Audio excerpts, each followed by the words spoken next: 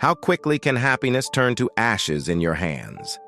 I learned the hard way, as every promise made was a promise broken, and every truth I held dear crumbled into deceit. From the ruins of a life once cherished, I am building something greater, something true. Can a heart ever be as strong as the vows it breaks? I navigated through lies and vengeance to reclaim my life. This is my story. Enjoy watching it. I met Audrey in our first year of college. She was just what I liked. Tall, slim, with light brown hair. At 5 feet 11 inches, she stood out to me. And me? I'm 6 feet 2, with a body shaped from swim team days. From the start, when we looked at each other, it was like seeing everything you ever wanted all at once. Our friends often joked about us. They could tell we were into each other just by our smiles. And our time together? It was incredible. For the first couple of years, it felt like we came together just for the excitement of being together. Catching up afterward happened by chance. Once we were so caught up in each other that we managed 8 times in one day. It started in the early morning and went on through the day, between classes, after school, and into the night until we fell asleep. As time went by, we still found each other 4 times a week, even with the busy life of college. But in our last year, with more work from college, it slowed to just the weekends. Then, Audrey made a big mistake with Brad, the tall basketball player from our college. He was everywhere on social media one night with Audrey close by his side. My phone blew up with messages about it, pictures of them together, even video of them going into a room, all smiles. The next day, I went to see her. She was out cold, waking up with a bad hangover. I showed her the pics and she was real with me. She went out with pals and started to drink. She ran into Brad, someone she had met a bit before, and they got to talking.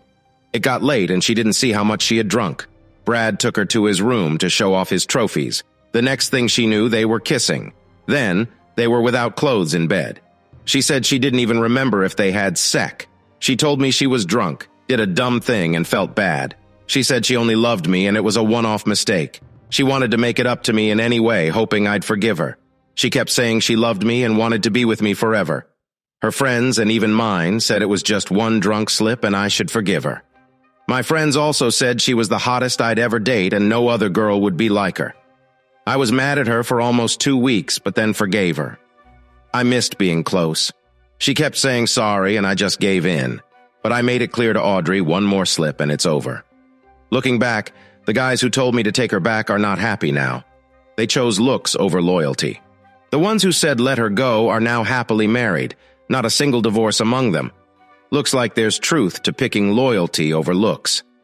Except for that one time, Audrey was great. After college, I got into programming. Audrey worked as an admin in a big company. She had to travel 45 minutes each way to work. I mostly worked from home. We got married at the year's end and had our first kid soon after. Then came Marcy, his sister, the next year. Life felt good. But I was fooling myself. My job was going great. Audrey wanted to earn more, so she got into selling big, fancy houses because she was tall and pretty. Audrey started making more money, but she also was out working more, and we weren't close like before. I always check on things when they don't feel right. I remembered a bad time when we were distant before, so I put a tracker on her phone and a recorder in her bag. In 2 days, I heard her with a man named David. Her phone showed she was at his place, far from her work. It broke my heart. But they didn't say loving words to each other on the recording. No sweet nothings. It made me think I still had a chance to make things right for us and our kids. When she came home, I made her favorite food and the kids looked nice. I was very kind to her. She seemed happy. I told her I loved her a lot and that we should be together more. She said yes. I was so happy. I thought I might win her back. I kept sending her cute photos of our kids. When I saw her texting David, I'd text her saying how much I loved and missed her. I was so happy when she told David she couldn't see him. On Friday night, I asked my brother and his wife to watch the kids. I took Audrey to a really nice dinner where we ate and danced. That night, we tried to beat our best in having sex a lot. We didn't make it, but it was still fun to try. The next day, we got the kids and hit a water park together. We had a blast playing with the kids under the sun. Life felt good, and I thought things were going to be okay. But then, I got hit by a text Audrey sent to David on Wednesday morning. It said she was excited to see him and missed him.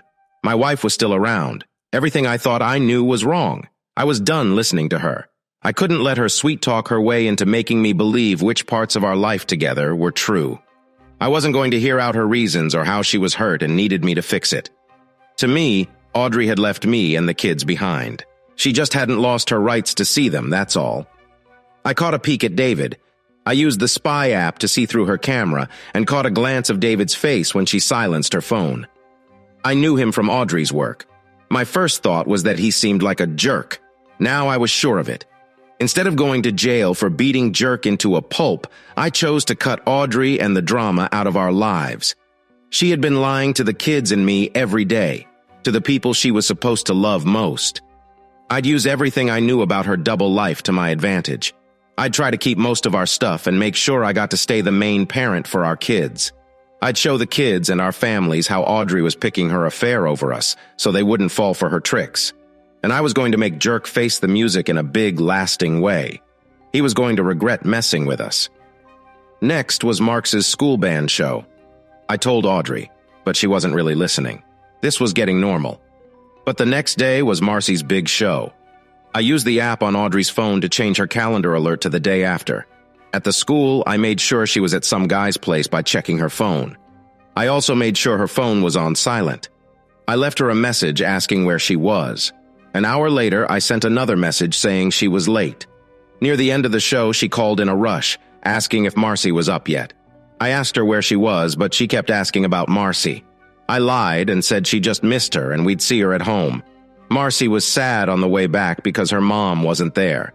I told her that sometimes grown-ups are too busy with work. Marcy and Matt looked sad, but they took it. Audrey often missed the end of family stuff. When we got back, Audrey was there, still in her work clothes, but smelled fresh. She was all loving with Marcy. Marcy acted all sad, which kids are really good at. After a bit, Marcy gave her a big hug and told her not to miss the next show. I wondered if Audrey felt bad for missing the show or just scared of being caught cheating. Then I saw Audrey and that guy meeting at a small place known for their Scottish eggs.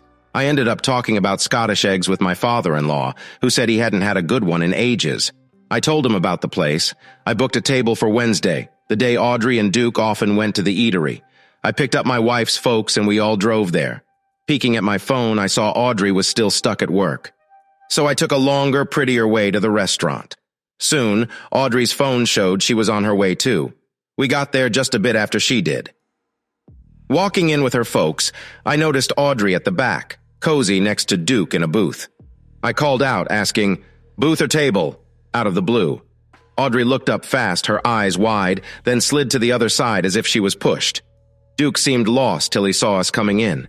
He tried to blend in, hiding a bit. Audrey rushed over. "Mom! Dad! What brings you here?" Her dad, all smiles, said, "Came to try the famous Scottish eggs." Audrey, a bit too warmly, said, "They're great. Why don't you join me and my work friend? We're just there." She pointed to the booth where Duke, looking rather red, waved. The smile on her folks' faces vanished. Her dad stepped back to be by his wife. Her mom, losing her smile, looked at Duke. "We don't want to get in the way of your work meal." Audrey, way too cheerful, said, "It's fine. We were just grabbing a quick bite before going to show a house. Let's just say it got pretty weird after Duke shook hands with everyone." Audrey filled the air, talking nonstop. My mom-in-law looked sad at her food all meal long, and my dad-in-law lost his smile when he saw this dude. He just looked at him, not saying anything the whole time. I tried to chat, asking easy stuff like how long have you worked there, and why is a nice guy like you still single? I had an idea. "You know, Audrey has a single sister. You guys should meet. If it clicks, we could become family." Audrey's smile was tight. The guy, after a too long pause, said, "No thanks, I've got a girlfriend." I was curious. "Really? Is she someone we know or is it a secret?" He replied, "She's leaving a bad relationship. It's not nice to say who." He had a smug look, only for me. I thought, what a jerk. His smugness faded when he saw everyone at the table looking at him, especially Audrey. Then our food came out. The in-laws, who usually eat slow, rushed through their meals. I barely touched my Scottish egg. Audrey saw and asked if it wasn't good. I said I wasn't hungry and just looked at her. Audrey's mom called the waiter over and handed him a $100 bill for our meals. Everyone said thanks, and she rushed to the bathroom. The waiter came back with change, and Audrey's dad looked at the jerk like he was something gross on his shoe, then headed to the bathroom without a word. I told Audrey and the jerk, "Sorry to crash your work lunch. I bet you've got big plans and people to to sell to." I got up and left for my car. Audrey followed me out. "Audrey, nice to have lunch. We'll talk at home. Your folks will be here soon." I saw Audrey's mom and dad rush out, almost running, not even looking at Duke. Audrey saw them leave, looked down, and said it might be for the best. Her in-laws hugged her quickly and got into my car without a word. I didn't say anything to Audrey. The ride home was silent. When we reached their house, I said goodbye. Mom hugged me tight, saying she loved me like a son she never had. Dad gave me a quick hug, a first for him, asking to see the kids soon. They seemed so much older now. It was sad. Audrey lied to them, just for some strange reason, reminding me of her sister. Karen, Audrey's sister, was out of the picture. She had messed up her marriages by cheating and lying about it. She told bad stories about her second husband, but the truth came out when her parents saw a video of her with another man. This man's family was close to hers, causing a huge mess. His own marriage ended, and his family left their lifelong church, never speaking to Audrey's family again. Despite living in the same town, Karen's parents barely spoke to her.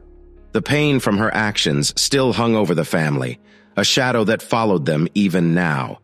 Audrey talked about Karen, and her folks cut her off quick, saying never to say her name again. Karen tried to slip into her family's church one Sunday. When her dad saw her, he stopped the pastor mid-talk to say sorry, but they had to go, not even looking at Karen. They left by the door near Karen, who got mean looks from everyone else.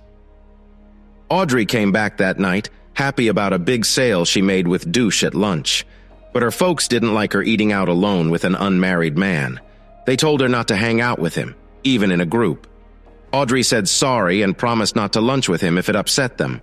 She said not to worry about him. They got the sale. I told Audrey I'd sleep in the guest room until she said sorry to me and her folks, reminding her about her sister's mess-up. Audrey was upset but thought I was making a big deal over nothing. I didn't want to be close with her anyway. Then I put a switch in my wife's and Duke's car. I did Duke's car while he was busy with my wife. I also messed up a car part to make his engine light come on, making it hard for mechanics. We had different tasks for the day.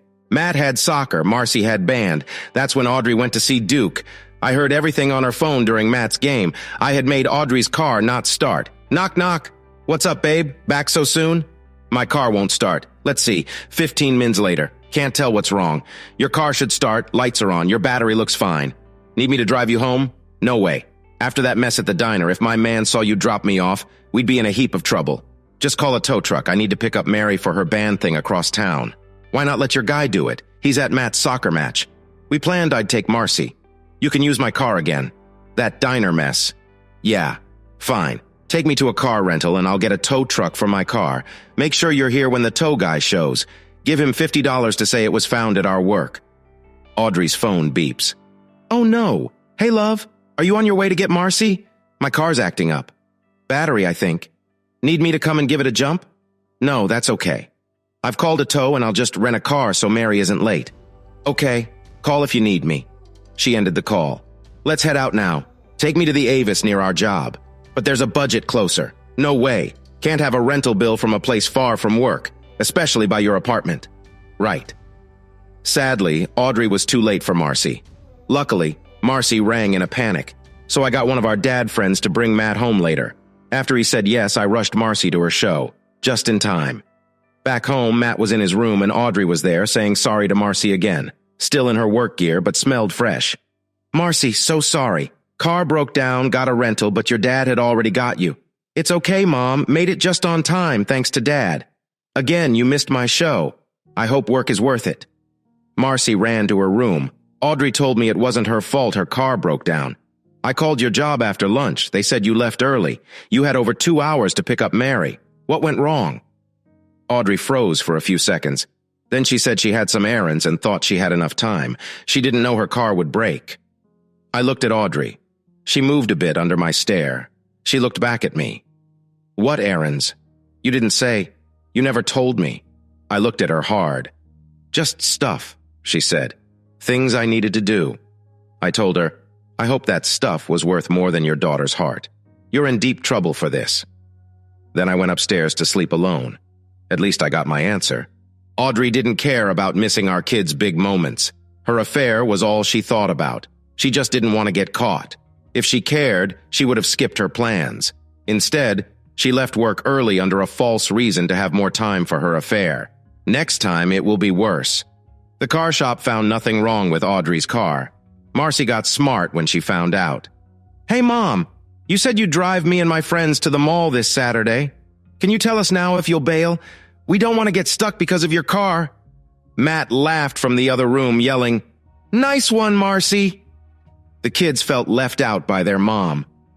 After the big fight, Audrey came to me to complain and wanted me to tell the kids to be nicer to her. Maybe I'll think about it. But first, I'm waiting for her sorry while I sit in the guest room. She didn't see the funny side of that. Got mad and said I was being hard-headed for staying in the guest room. On Saturday, I was the driver for Marcy and her pals to the mall. Audrey said she had work stuff. She didn't head to some guy's place or a hotel, but her car did end up at a house for a few hours. I checked it out. The place was for sale. But who was with her when we all got back? Marcy made it a big point to thank me right in front of her mom for the rides. Then Marcy just chatted with her friend and didn't answer Audrey. Audrey looked like she wanted to say something to me, but I just laughed, grabbed my drink, and went to my office, locking it. Audrey was still in work getup, but smelled fresh, like she had showered. Looks like she had a secret visit to a house she was selling. I just hope she changed the sheets after, but I kind of doubt it. Matt's birthday was coming. We planned to rent 6 lanes at a bowling alley for his friends and us to have a good time. Took a bit, but found an alley free on a Wednesday night. How lucky. When I told Audrey, she looked nervous. Wednesdays must be bad for her. I said I'd get the kids and some others for the party. I needed her to grab the cake and candles. We'd light the candles, eat pizza, and watch Matt open gifts. Then it was bowling time. The week before Matt's party, I had to mess with Douche's car a few times to keep them from meeting up. That week, they chose Tuesday for lunch, so I had to mess up his car for good. So he had to take his car to the shop. They found nothing wrong, and he got it back that same day.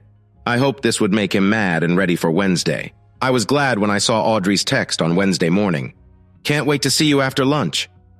Her phone showed she was heading to his place early enough to have some fun, grab the cake, and get to the party on time. This gave me enough time to grab Audrey's gift, enjoy myself, pick up the kids, and head to the party. I picked up a rented car for this special day. It needed a big trunk just in case Audrey's gift opened up inside. After making sure Audrey's phone was left at his place, I carried my bag and Audrey's gift to Duke's door. There I placed the pet cage covered in black cloth at Duke's front door. I lifted the cage door up, leaving only Duke's door in front. I grabbed my new tool, the door ram, swung it a few times for practice, then hit the door hard with a loud bang. Next, I pulled out my taser, gave the metal cage a quick zap. Out jumped a very mad skunk. I quickly shut the door just as the skunk turned to spray. I ran back to my rented car. Driving away, I listened in on Audrey's phone. I heard screams and throwing up. A good sign. It meant the skunk spray got him. I heard him tell my wife to call the cops, so I locked her phone. She'd think she messed up the password in her panic. From the sounds, he had to leave his room to get his phone from the yelling. The skunk went wild. Another win. Douche finally got the cops on the line, told them a wild critter was in his place and he needed backup. About 15 minutes later, the cops show up, spot signs of a break-in, and move-in guns ready. The skunk shoots first. I hear both cops yell and throw up before they manage to shut the front door. Took a bit for the animal folks to get there, then catch and take away the skunk. After they left, 2 stinky cops sat across from 2 stinky folks, Audrey and Douche. 2 more cops came to help, but one whiff of the place and they bailed. Who lives here, Douche? Yeah, that's me. And you? Here's my driver's license, cop eyes Audrey. You live here? No, just visiting. Got any ID? Do we have to do this now? Look, lady, I just got hit by skunk spray and puked for a good while. I'm not in the mood for games. Give it here. Fine, here. So how do you 2 know each other? We work together. And why are you here? After some back and forth on their radios to check Audrey's and Douche's details, the cop asks, "So, what's with the skunk?" Douche starts to reply, but Audrey jumps in. "It was a birthday gift for me. You got your boyfriend a full-grown skunk as a birthday gift?" "He's not my boyfriend." "Enough, lady. Boyfriend, girlfriend, co-worker, whatever. Why a full-grown skunk for him?" "Well, I did and I didn't. I got the skunk, but it was meant to be little and fixed so it wouldn't stink or spray. Douche said he liked skunks and wanted one as a pet. So I surprised him. It wasn't meant to be big. They dropped it off, and when Douche opened the sack, out it came and sprayed him." The cop, clearly not buying it but also tired of the stink. A skunk?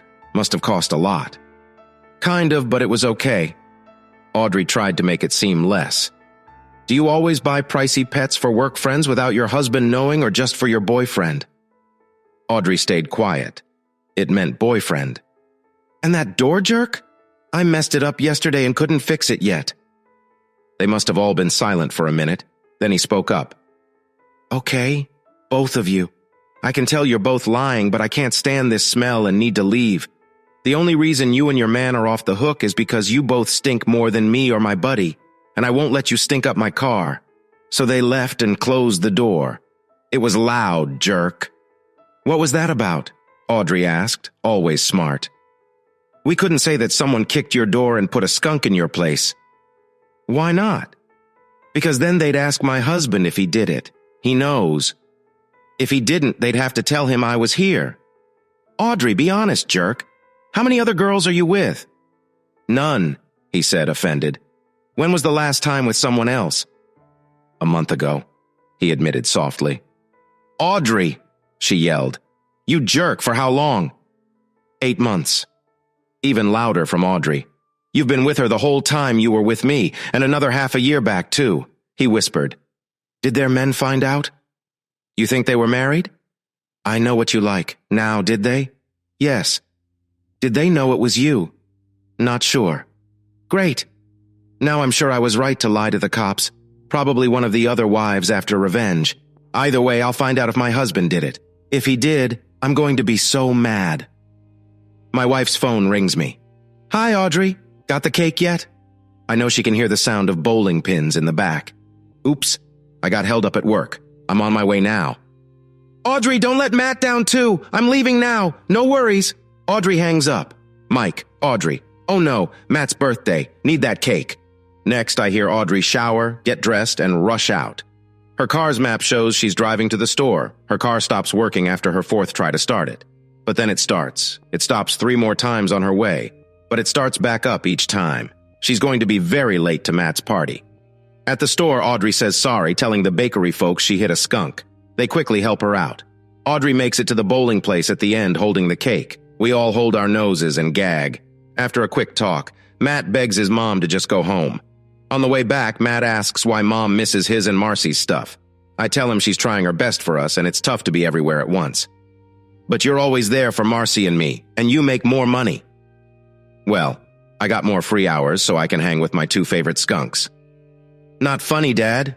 It will be when you tell your friends tomorrow. Even the birthday cake smells, so we tossed it. Birthday stinky cake." They both laugh. I was happy to sleep in the other room that night. Days later, after Audrey took many tomato juice baths, I saw her sniffing my car seats. It was funny seeing my wife. She looked like a mouse sniffing for cheese. When she walked back into the house, I quietly followed her upstairs to our main bedroom's closet. Hiding around the corner, I used my phone to film her. She dropped to the floor and began sniffing my shoes.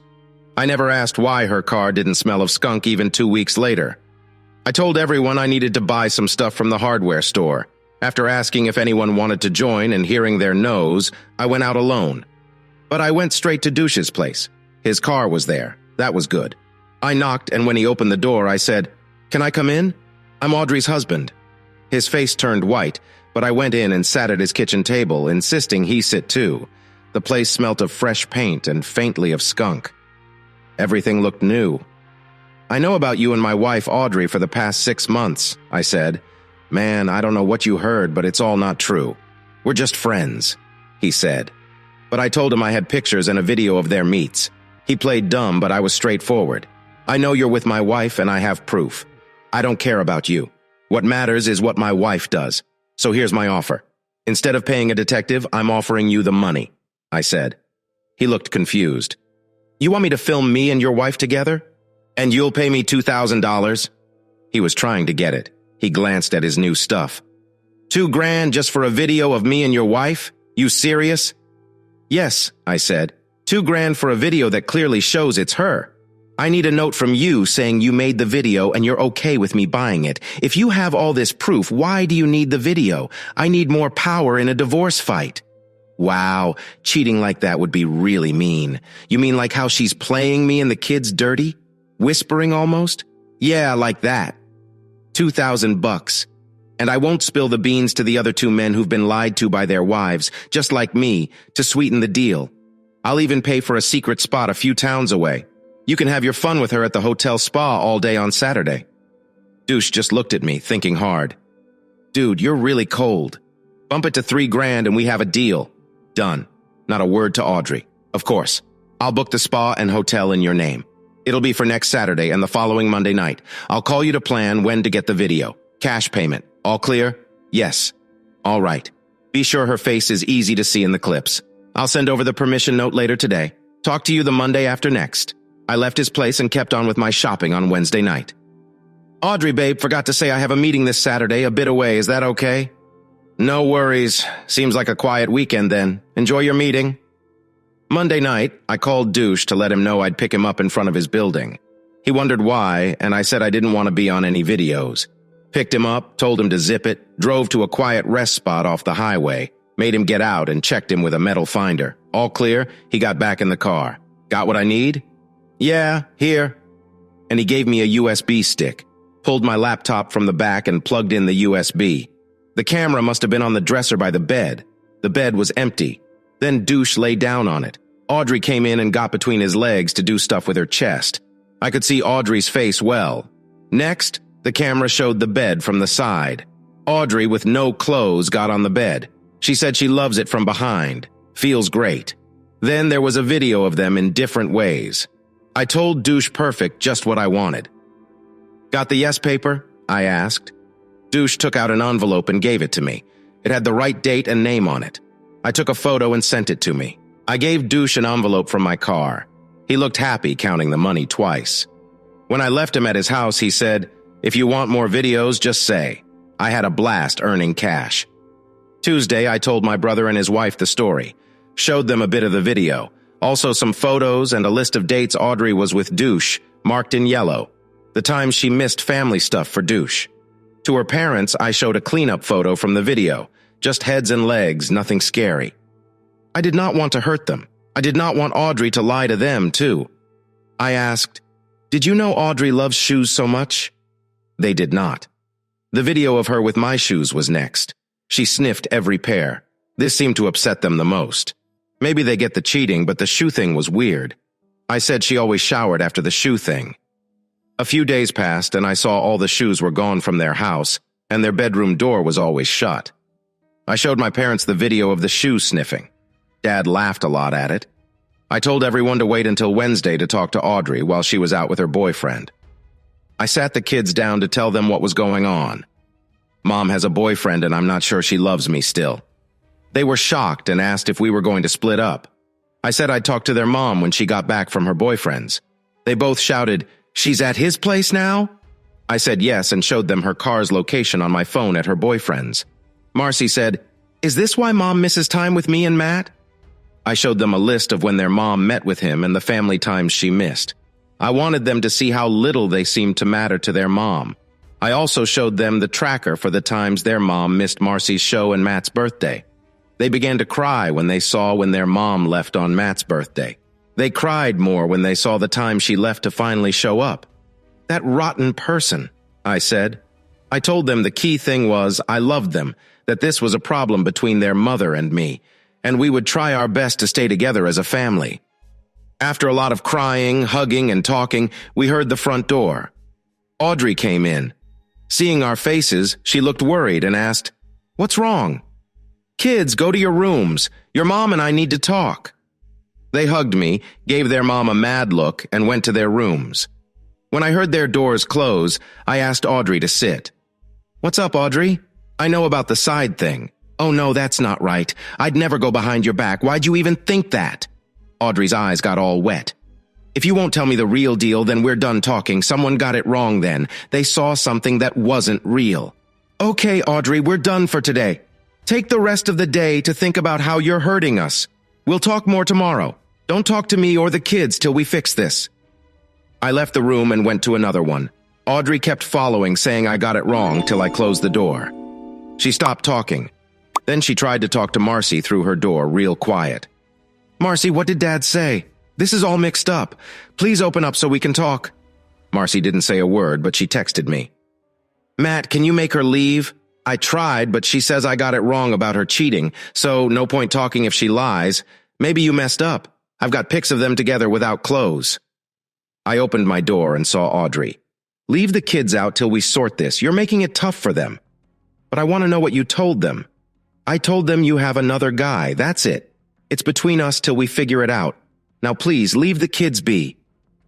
Audrey went to her room, sad. I heard her cry all night. Next day, Thursday, I waited for Audrey. The kids were gone. Didn't want to be near this mess. "Audrey, come sit." She did. "Thought about how you're messing up the family?"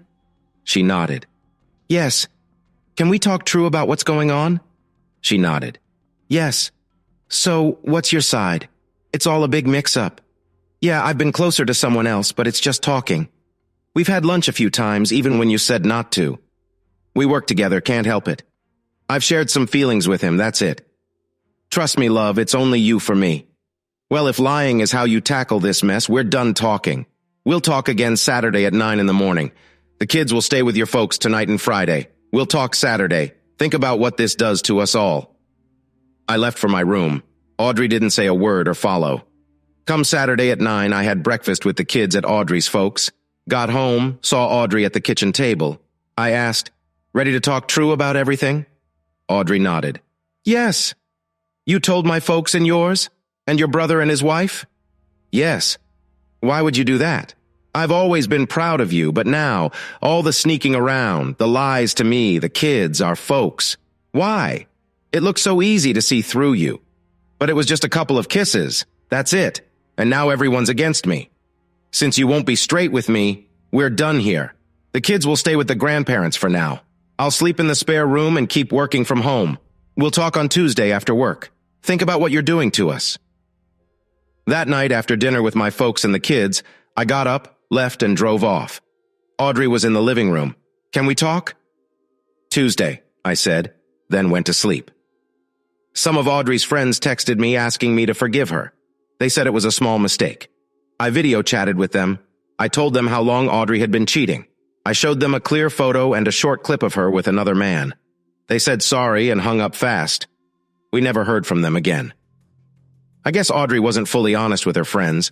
Also, it seems like married women who cheat tend to do it a lot, especially if they look like Audrey.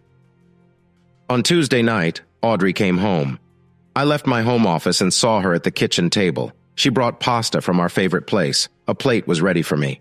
Audrey looked really tired with dark circles under her eyes. "Days of figuring out what lies to tell your friends and family so they don't find out you're a really bad person," I said in a sad voice. "No one will talk to me. Lying does that. They think I am a monster." "Well, Audrey, you've shown that a part of you is," I said. "They said you showed them a photo and video of me. Can I see it? My friends said you showed it to them too." "I love it when things go as planned," I said. "Yes, if it helps us talk. Just so you know, I haven't let any copies get out. I don't want our family laughed at because of what you did." I showed her the clear photo and the video. "I love you so much. Did you really love me that much if you were with someone else? I never had love for him. Marriage should be easy. We share duties, trust, and fun. I did it all the jobs, all the trust, all for fun with you. But you left me with most bills, most home duties, all the hurt of trust, while you had fun around town." I looked at her hard. "You took my love while giving yours away. How long have you known?" 7 months, she said in a low voice. 7 months. Why did you wait?" "At first, I hoped it was just one mistake, and that you'd tell me the truth on your own. Because you keep saying you love me. I'm sorry.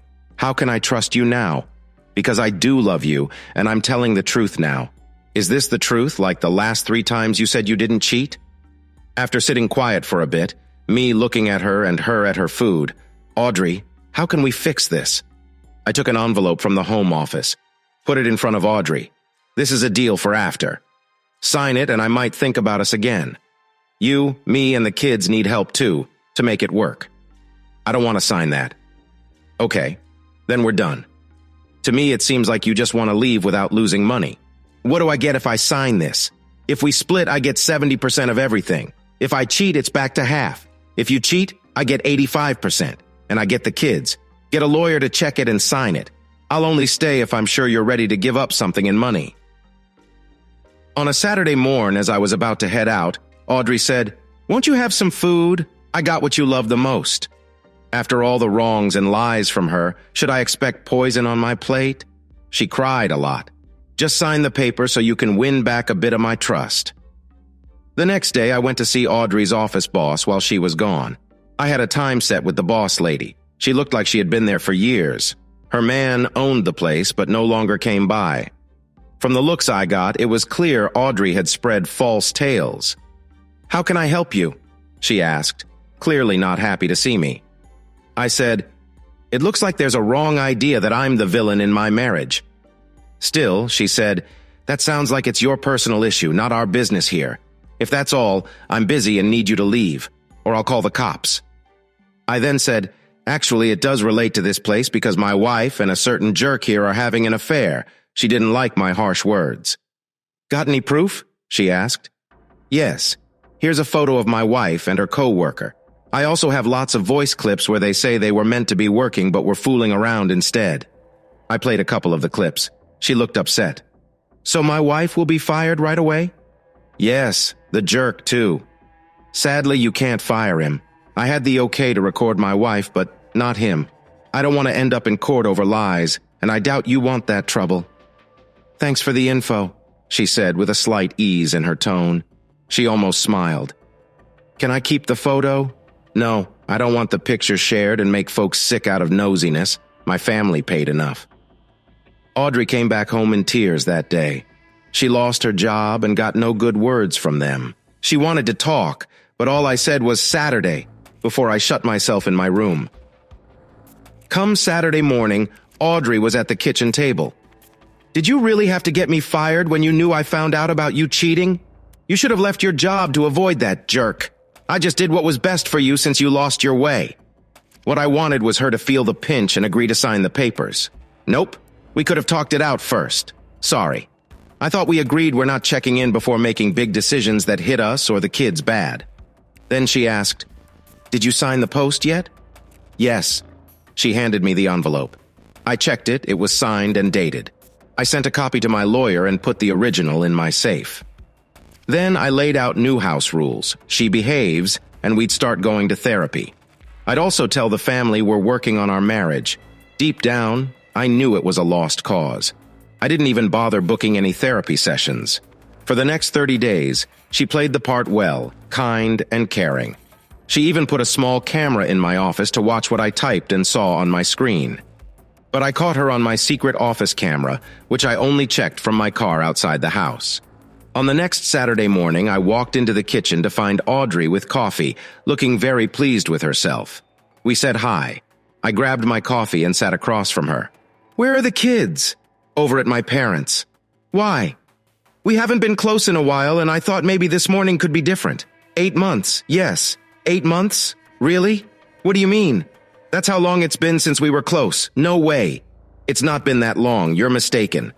I get how you might mix things up with all the messing around, but trust me, it's been 8 months for me. I'm not wrong, Audrey. Well, we could fix that. Audrey gave me a smile and tried to stand up, but I told her to sit. Audrey, I haven't forgotten what you did or said, and I can't shake those images from my head. It's not going to happen. Fine then. Be stubborn. I tried to be nice. I've done everything you wanted, and you and the kids still push me away. I want you all to start showing me respect from now on. Is this really how you're choosing to handle this, Audrey? Yes. Actually, I hate being forced into this spot with your nasty videos, and I've taken care of it. I got rid of all your copies. You slipped up by telling me you had backups. I even wiped your cloud and broke your little drive. I've been watching. You're so easy to read. I'm done being the outsider in my own home and will be staying with my sister until you treat me right. You've got no dirt on me now. I found a new job and will look after myself. I'll fetch the kids from school daily and we'll eat at my place without you until you treat me better. Audrey stood and walked to the door. Her sister came from the dining room and they both left the house. For 2 months, Audrey talked to her parents and the kids. She said I never had any videos. She said the one picture was messed with because I'd put Audrey's and Duke's faces on it. She told the kids and her folks, if I have proof, then let me show it. But Audrey had cleared it all. The kids were torn. Audrey's parents wanted to side with her. I saw doubt in my own folks' eyes. Not that they didn't trust me, it was that the kids might not. My brother and his wife saw the clips. They were all for me. Now I felt like the odd one out. I had to meet Douche to plan another video. This time I went all in.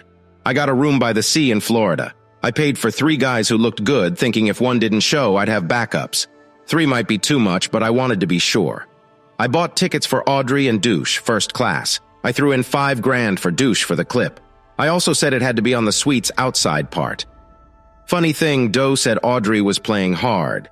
Douche wanted a fancy dinner paid for. He was asking for more cash. I listened when they ate. They had Karen with them.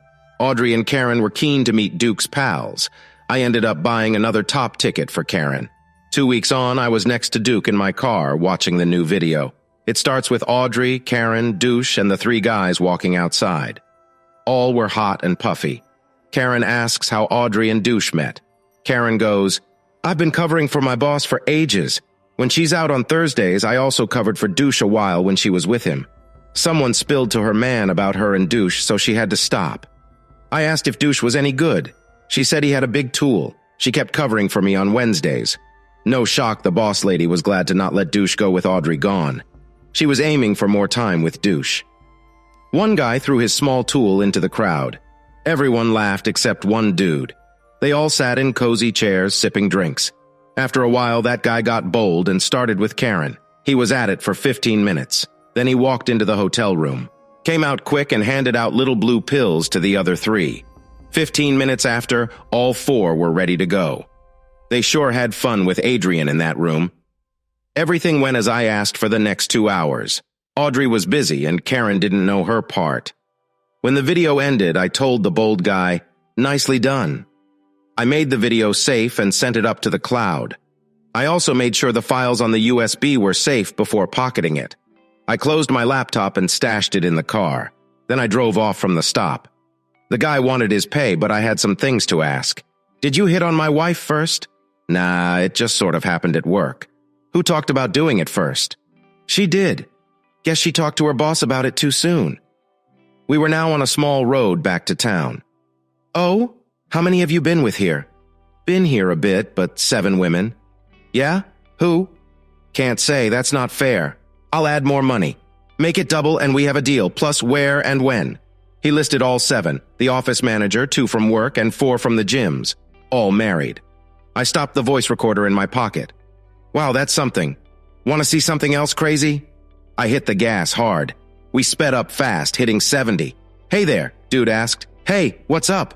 I told him, no need for wild stuff. But then, oops, not done yet. Here comes the wild part. I turned hard towards the trees at the road's edge and hit the brakes hard.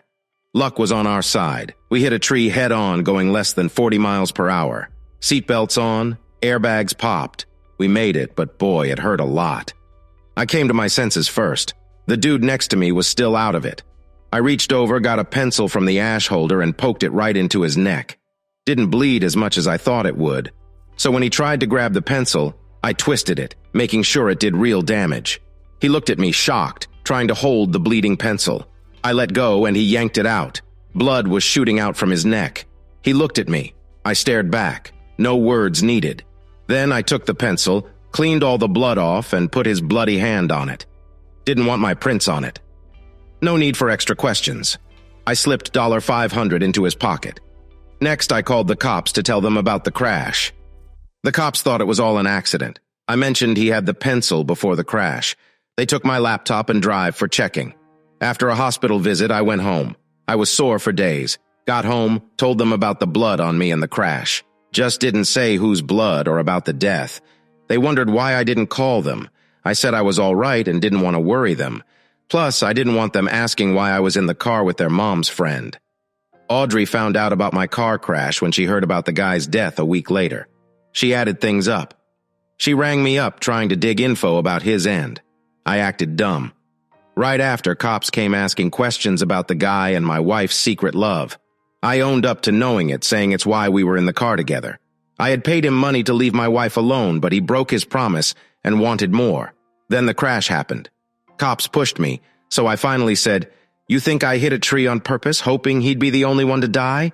Tough luck for him getting hit in the neck with a pencil. Not my fault he was out of luck." They left me alone after that. Sure, I had the chance and a reason, but I knew about their secret for ages, and my prints weren't on the pencil. And who risks their life by hitting a tree to kill another? How can that be proved in court? Days later, Audrey called saying she wanted to talk about us. But after the guy's death, she wanted a public place. She wanted her sister there too, feeling unsafe with just me. I asked where she thought. Our home was a no. She didn't want it taped. She picked a hotel, but I said I'd pick the room. She argued, saying she felt at risk and should choose. But I didn't want her taping us either, so neither knew the room till we got there. I wondered what Audrey really wanted from this. She could have just met at our place like before. She really didn't want me recording what was about to happen. Next Saturday afternoon, we met up. I followed Audrey and Karen in Audrey's car to a fancy hotel on the other side of town. Once there, we checked in, and the hotel worker gave us room 216. I told the worker I wanted a room up high facing the front of the hotel. The worker named a few rooms, and I chose one. Audrey and Karen seemed upset. They'd have to pay again to move their recorders from room 216. They also lost the extra money they gave the clerk in the lift. Karen came close, hugged me sideways, and with a hopeful look said, "No matter how this goes, I hope we can stay friends." I told her this chat was meant for just my wife and me, and I'd rather she stayed out of it. I might have been the only one Karen had flirted with in years without taking things further. Normally, Audrey didn't want her sister near me and would have clearly told Karen to back off. Seems like things had changed. I wasn't upset. The hotel room was pretty standard. A desk in one corner, a dresser along the long wall, and a queen bed in another corner. Audrey asked, "What now?" I grinned and said, "Take off all your clothes. I can't trust you, and you can't trust me." Audrey looked at Karen. "She's my sister. I don't want you to see her with nothing on. Please." "She doesn't have anything most people here haven't seen already." Karen made a face at me, showing off her tongue stud. "Fine," Audrey finally said too easily. My bold move worked. Now I knew another thing she aimed for.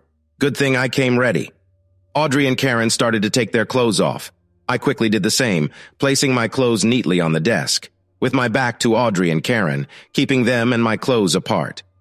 I slipped a tiny pin from my pants pocket and put it hidden among my clothes on the desk. It looked just like another pin I got from the hotel, down to the hotel name, following Audrey's sneaky hotel idea. The next day, I had gone to all the hotels and motels around, picking up a free pin from each one. When we got to this hotel, I took out a special pin from my stash and fixed a tiny camera inside it. I had made room in each pin so the camera would fit right in. They looked the same from the outside, but the pin with the camera was a lot heavier than you'd expect from a simple plastic pin. I grabbed my clothes, walked to the bathroom, and left them there. I made sure I could still see both pins and didn't take my eyes off them, especially the one with the camera. Then, grabbing a towel, I walked back into the main room and sat on the desk chair, all bare. Audrey and Karen were sitting on the bed in their underclothes, with their other clothes piled next to them. "Karen, can you please take the clothes to the bathroom?" After Karen did that and came back sitting down, I said, "Okay, now both of you, off with the undies. Audrey, that's enough. No need for more while we talk.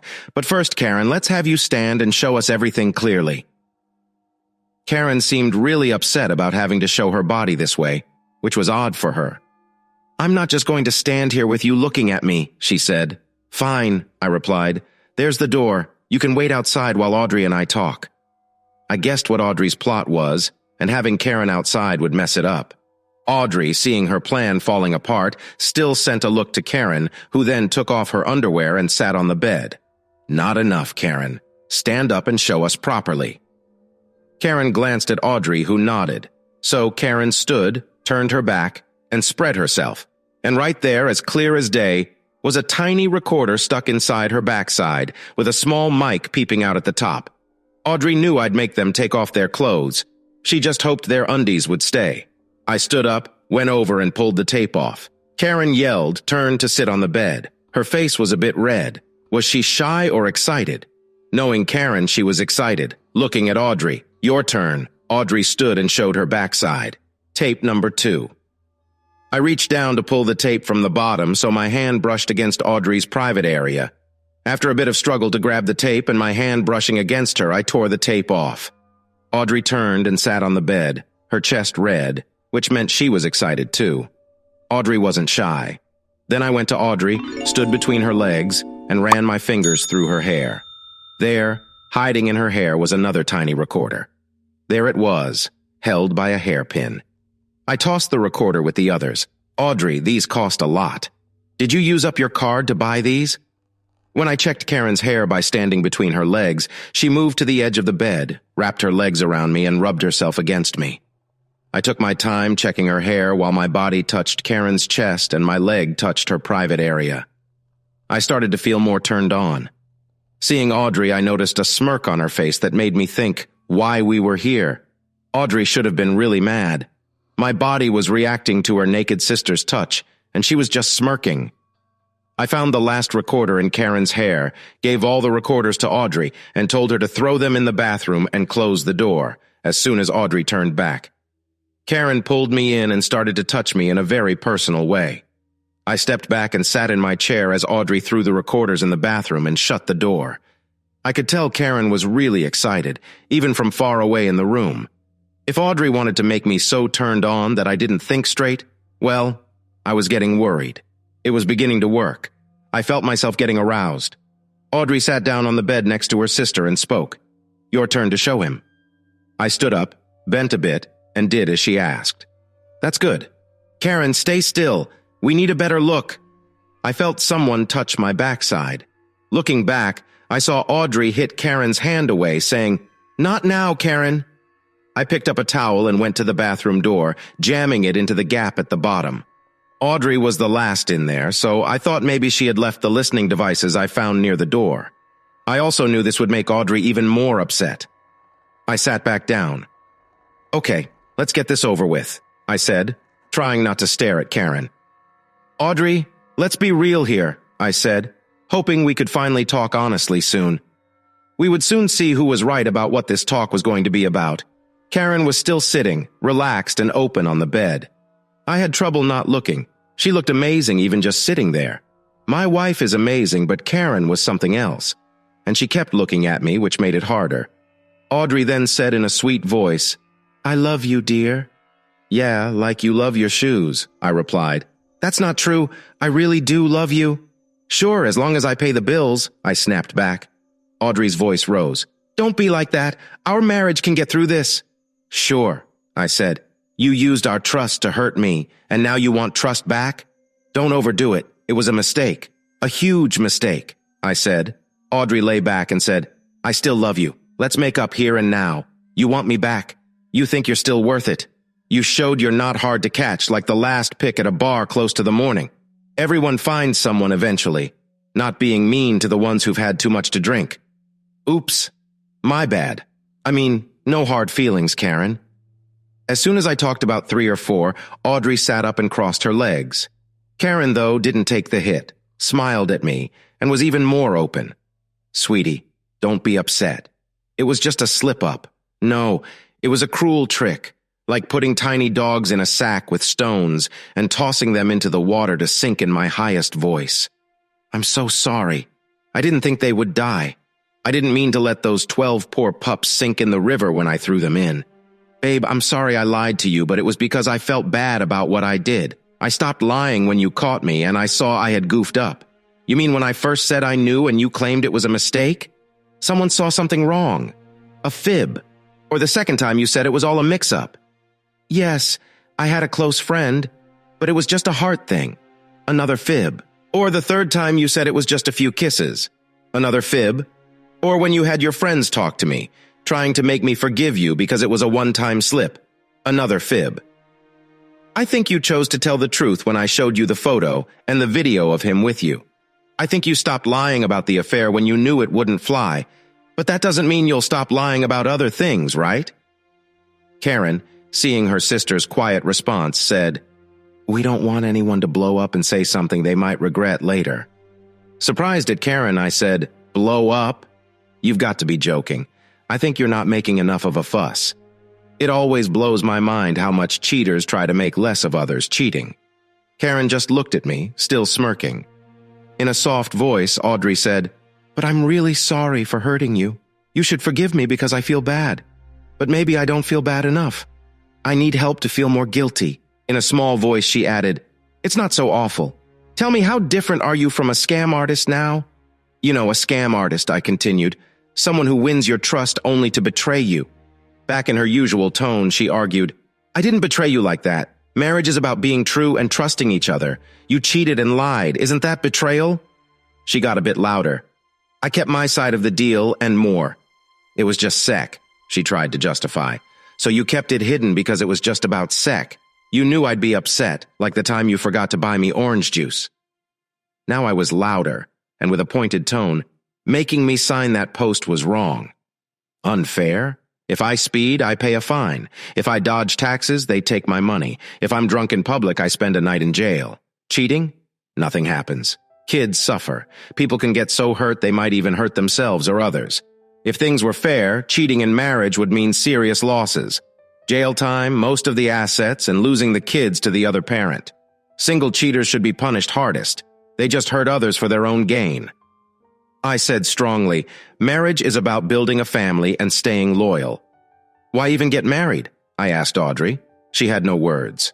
"Audrey, how many couples last more than a few years if they start with cheating?" 5%, same as those in open marriages. "Was that your plan?" Audrey left me, to be with someone else and in an open thing. We'll never know now. Will we? She's gone. Audrey's face changed, looking mean. "Fine, forget you. I got rid of all proof. You've got nothing on me now. We both got hurt. And now my folks and our kids don't know who's right. Was it worth it? Killing our marriage like this?" I blamed both her and me. I didn't ruin us. You, us. I was just saying it's over. That surprised Audrey. She thought it was all my fault for finding out and not letting it go. Audrey, very mad. "Well, maybe I wouldn't have been with another man if you had cared more about me. Why would I? You weren't caring about me at all." That made Audrey pause. We both sat quiet for a bit, looking at each other. We both seemed to cool off a bit. Karen wasn't paying attention to us, just looking at my stuff. "Did you do it? Kill him?" I smiled big, knowing my hidden camera was filming. "It was a sad mishap." "How could you?" Audrey wanted me to say sorry or give a good reason for what happened, but I didn't. That could make me look guilty. So I said, "After we hit that tree, you should have seen his face as he was losing blood." Audrey looked shocked. I pointed at her face and laughed. "Yeah, I like that. But pretend you're choking and can't breathe." "Or what? Like those lunches you said you were having with work friends?"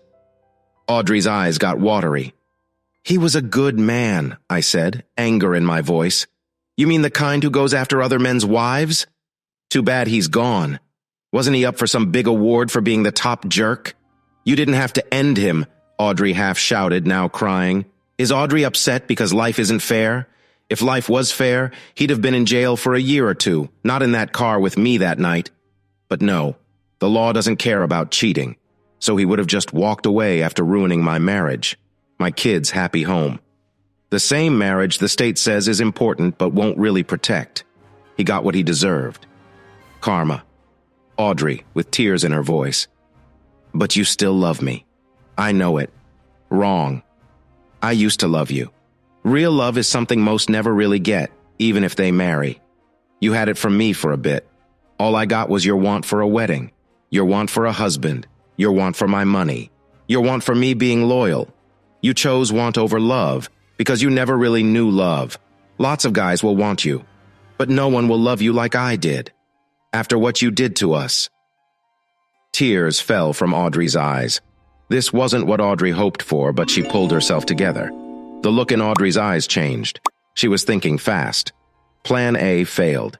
Time for Plan B. Audrey sat up, wiped her eyes, and faced me. "I want a drink. Anyone else? I'll grab one from the bar and be back. Then we can talk like grown-ups." Audrey stood up, went to the bathroom, got ready, and left. When Audrey brought up Duke's death, things got tense. Karen, not knowing about our chat, started to enjoy herself a lot. I must say, Karen's need was all out in the open, and the smell of her filled the place, maybe even the whole level. I was very turned on. Karen must work out a lot to have such a flat tummy and a fit body. She's got good genes. I think Audrey saw what her sister was doing but wouldn't look her way. I bet there was a mess under Karen's spot by now, as Audrey had just left. Karen said, "Your thing looks good." "Karen, now's not the time." Karen got off the bed and came over. "You must want this. Audrey said you two haven't been together in a year, and you're so big." "Karen, I'm flattered, but your sister will be back soon. What she doesn't know won't hurt her." Karen pulled me up, so we stood face to face. Karen started to make me feel good. Audrey must have planned this.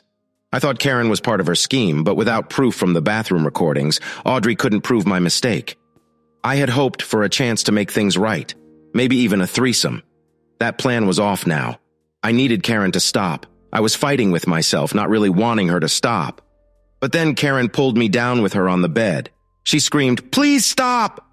Right then the door burst open and Audrey rushed in with her phone out. "What are you doing to my sister?" Karen cried out. "He's hurting me! Make him stop!" Audrey pushed me away from Karen and helped her sister up. She stood tall, grinned at me, and dropped her phone on the floor. Picking it up, she hit a button to stop a video and did a few more taps, likely sending it somewhere. Audrey then told me I was in big trouble. She had caught me trying to hurt her sister on video. Just in time, she came back to save her. They both laughed. So I just sat, feeling down. Audrey waved a finger at me. "Now you see how the split will go. No more talk of that deal we had. If you try, I'll have you in jail for attacking. I'm only letting you off for the kids. I want 90% of everything and you handle all legal costs. I get the kids. You'll give half for child support, and I want 20% more for the rest of my life. Or this video gets you in jail." It was clear Audrey had planned this all along. Clever. "Okay, your turn with my sister. She's ready for you." Audrey slapped her sister's backside. "No," I said. "Don't want more trouble." Audrey stood and shouted, "Smart!" They both laughed. They tried to kiss me, but I turned away. Karen dressed quickly, skipping underwear. "Let's go find some real men," she said. They left, aiming to meet guys who cheat on their wives. Just before, Audrey was sad over me. Now they were off, laughing, ready for more adventures. I told myself, I saw what you hide and I didn't like it. I watched from the room window until they left. Then I got dressed, took my pen, and left the hotel. The meet went way better than I thought, but it was a close call. I couldn't say no to Karen. I was even weaker when it came to stopping. If Karen hadn't stopped, Audrey would have a video of me and her sister. That would have messed up my plans. It's been a year since I last had CC, and my desires were winning. The next day, Audrey got the divorce papers. The agreement after marriage was to be kept. When Audrey called and tried to scare me with her tape, I said, "You didn't delete everything. I still have stuff you don't know about. You said I hurt you. I will be free, but you might end up in jail." Audrey is smart. With so much she didn't know, she didn't use her video. We both got lawyers. I wouldn't change my mind. I wanted what we agreed on before. I gave my lawyer all the talks we had before the agreement. My lawyer told Audrey's lawyer that we were trying to get back what Audrey deleted. We only had the written talks now. We kept talking through our lawyers. I didn't mind. I wanted Audrey to pay all the bills. Her lawyer was pricey too. She thought I would pay it all. The lawyers gave up and said we need to go to court. The big questions were, is the agreement valid? Do I have the tapes? Feeling down. A few days before court, I sent serious letters to Audrey and Karen where Karen lived. The letter looked real. It said it was from the disease center, telling Audrey and Karen that Duke may have had AIDS because he met someone sick right before he died. They even said he caught the disease. They told my wife she must see a doctor fast. and someone from the disease center will ask her for names of all the people she was close with in the last year. They also said she shouldn't be close with anyone for 12 months until they were sure she was okay. It was perfect for my plan. Duke was gone, and I needed Audrey worried. On the court day, the judge didn't like either of us much. Audrey said she didn't cheat. She said she signed the papers we had because she was scared of losing her kids and husband, not because she read them or asked for advice. She thought the papers could be used in court. She cried a lot while her lawyer talked. I said the papers were because she cheated. She signed because we were close to breaking up. She broke the agreement. She wasn't a good mom, and the papers were fair. What proof do you have she cheated? Asked the judge. My lawyer showed a video and voice clips that matched the papers we showed before. Why show these now? Asked the judge. My lawyer said it took a long time to get them because Audrey had deleted the originals. Getting them back through the right steps took ages. We just got them at the courthouse. Audrey got rid of the videos. Yes, Judge. We even got her voice saying she did it. I tricked Audrey into deleting my videos. After she put a small camera in my office, I told Audrey I had kept the videos safe in many places, one being a USB from my desk. Audrey thought she had deleted all my copies. I made her believe she had wiped everything, leaving me with nothing. This move was smart.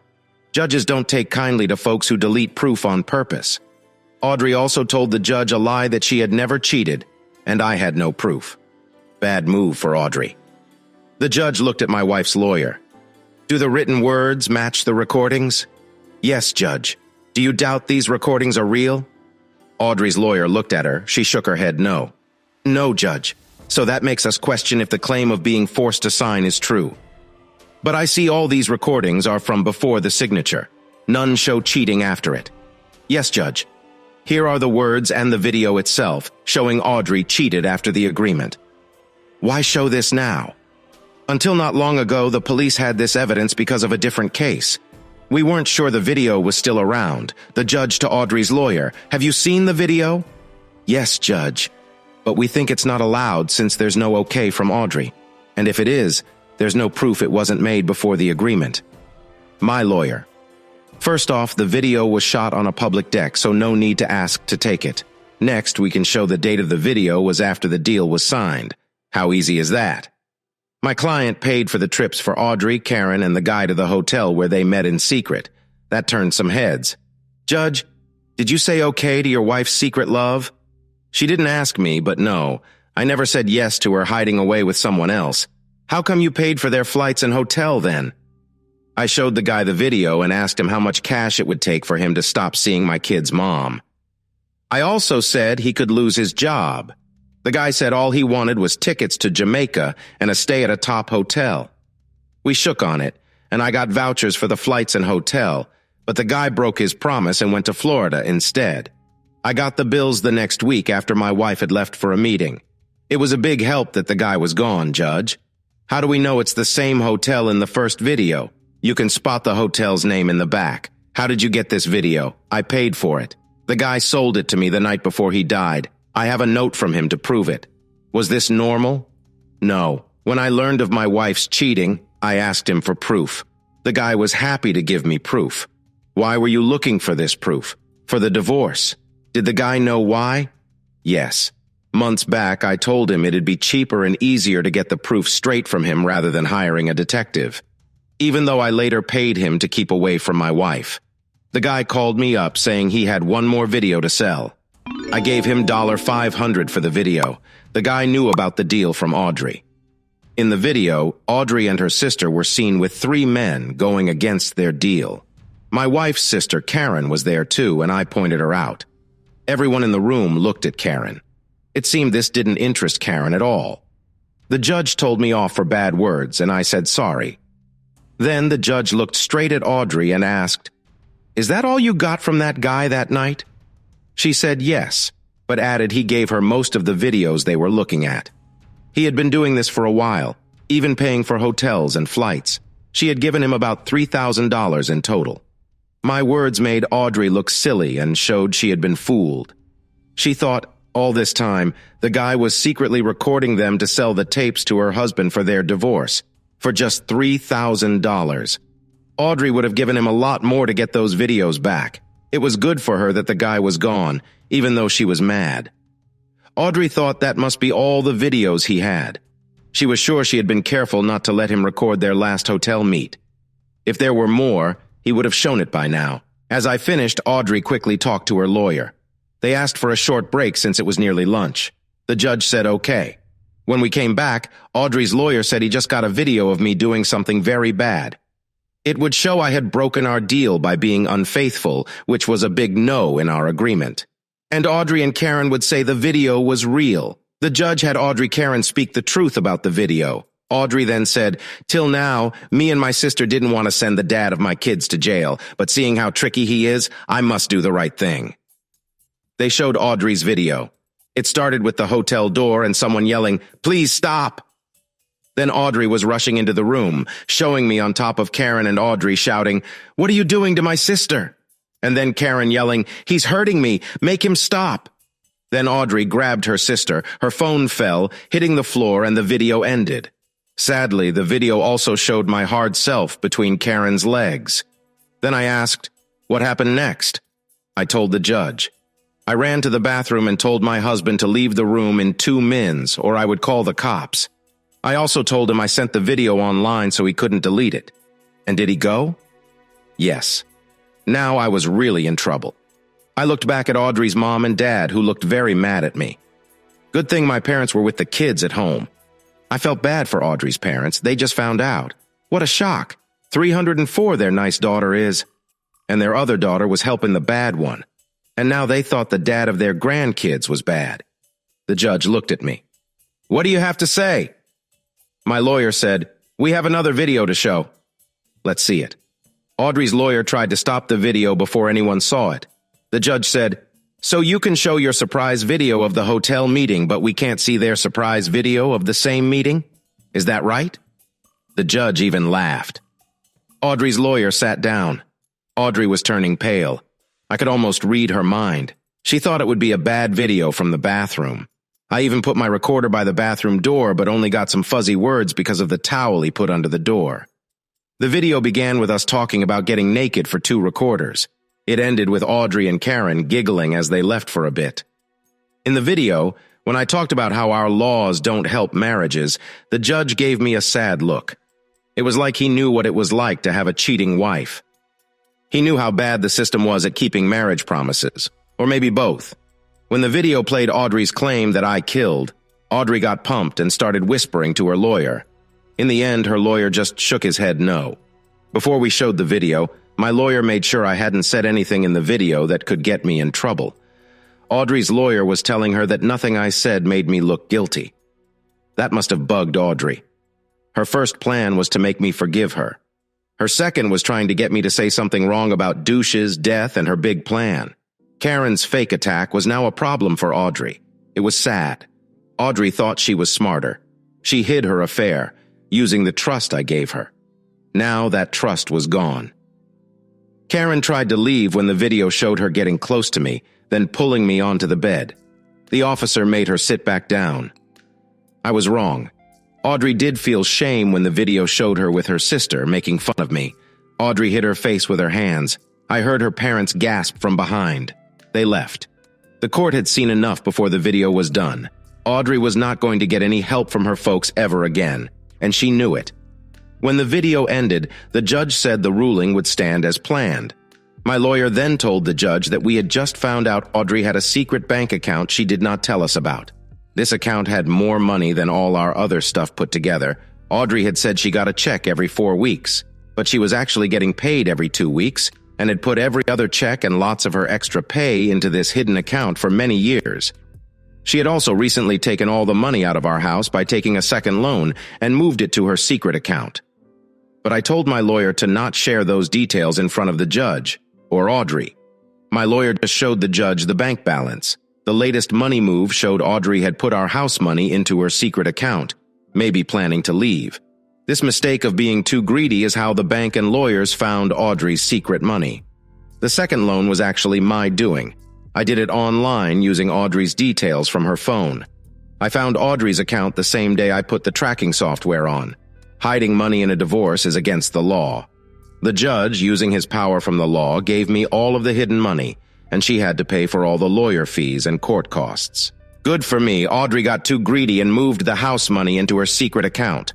Now, due to the judge's decision, I won't have to give her half of the house money. The judge then gave Audrey 90 days in jail for lying and more. In the end, I got 95% of everything. All the care for the kids, the house, the best 2 out of 3 cars, support money for the kids for a few years, and money for me for 5 years. The trust of the parents. Audrey is mostly gone from my life now. I've got a good job and my kids trust me again. Audrey ended up in jail for 90 days, lost her secret money, had trouble because of someone she hurt, and lost support from everyone important to her. She has to pay for half of the kids' college, her job is messed up, and her own parents won't talk to her. The little bit of money she got didn't even cover her lawyer and court costs. She kept her car and some jewels. But before I found out she was being unfaithful, I sold all her costly jewelry. Since we didn't go to fancy places anymore, she didn't miss them. She couldn't show it was me who sold them.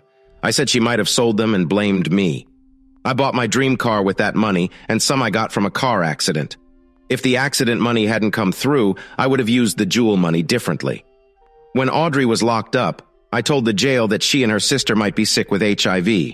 I even gave the court fake health letters about them. Both had to shave their heads in jail. The story was Karen did something wrong, and Audrey tried to help her. They ended up under someone else's power, showing it by shaving their heads. It didn't seem to bother Karen as much, but Audrey looked changed when she came back. The story goes, Karen did something wrong, and Audrey stepped up for her, getting them both in trouble. In jail, someone made them shave their heads every day as a way to show they were under control. This didn't bug Karen much, but Audrey was different after. People thought they were sick for a long time, even after it was proven wrong. By then, the damage was done. In jail, Audrey and Karen started to smoke, and losing a lot of weight didn't help their looks either. Everyone in town knew them as the HIV sisters. Living together didn't change how people saw them. They both looked much older and sickly. Audrey tried to stay for her kids. Jobs were hard to find because of her bad name, so she had to drive far for work. Their kids got picked on because of rumors about their mom. They felt ashamed because no good man would want their mom or aunt. Soon, Audrey and Karen dated men who were into heavy drugs and didn't mind sharing them with others. This lifestyle made them look even worse. Audrey lost her job in real estate. No one wanted to see houses with her looking rough. She stopped talking to her kids, which was a relief. They could only find work in bars or as dancers. They lived with a man much older than Audrey. He had a lot of ex-wives and was known to be a bad guy. His own kids didn't talk to him. He was often away and was not loyal. Audrey and Karen also weren't faithful, maybe to earn extra money. I also showed evidence of the bad things done by Audrey's ex-boss's husband to the husbands of the women he was involved with. I played them the proof and told them everything he bragged about doing. I once heard Audrey in a video saying she covered for her boss every Thursday for years. At a work party, I got to know he had the real estate business even before they were married. When he was about to leave, he thanked me with a weird smile. He said, "I'm going to win big with the prenup." Every so often, I get drunk calls from Audrey, telling me what I'm missing out on. She's often with someone else, Karen, a guy, a girl, or any mix, really. And they all make fun of me, trying to make me feel bad or want her back. Sometimes they send videos doing the same thing. From these, it's clear I don't want her or Karen anymore. Not a lot of guys would. Every now and then, the mean calls and videos end with Audrey saying she wishes I was gone. She blames me for everything wrong in her life. But sometimes, she ends up crying, saying I'm her true love and she wants us to be together again. I keep every call and video, just in case Audrey tries to come back into our kids' lives. I've come to accept that Audrey never really loved me the way I loved her. She doesn't know real love. To her, life's about taking, not giving. You'd never guess it would end with my ex-wife just letting things be, right? I had to get a court paper to keep that mean lady and her wild sis away from me. I bet they still hold a grudge. Hey listeners, if you enjoyed watching this video and want to stay updated with our latest content, don't forget to hit that subscribe button and turn on notifications. You won't want to miss out on what's coming next. Thanks for watching, and see you in the next video with Queen Cheating Tales.